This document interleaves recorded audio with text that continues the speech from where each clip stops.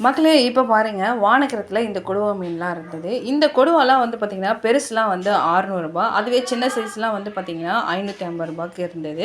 இதுக்கடுத்து வந்து பார்த்தீங்கன்னா, நண்டு எல்லாமே வச்சிருந்தாங்க. நண்டுலாம் வந்து சைஸ்க்கு ஏத்த மாரி ரேட்டு. கிலோலாம் வந்து பார்த்தீங்கன்னா, ரூ. 150லேருந்து ரூ. 250 வரைக்கும் இருந்தது.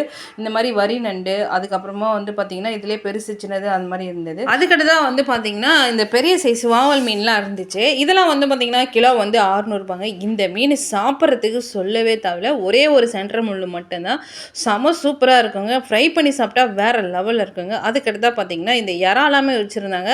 இறாலாமே வந்து பார்த்தீங்கன்னா, கிலோ வந்து ரூ. 450 சொல்லியிருந்தாங்க. இது இறா வந்து கொஞ்சம் ரேட் அதிகம் தான் நினைக்கிறேன். அதுக்கப்புறமா இந்த பாறை மீன் எல்லா கடையிலையுமே வச்சுருந்தாங்க. கிலோலாம் வந்து ரூ. 500 சைஸ்க்கு ஏற்ற மாதிரி ரேட் சொல்லியிருந்தாங்க.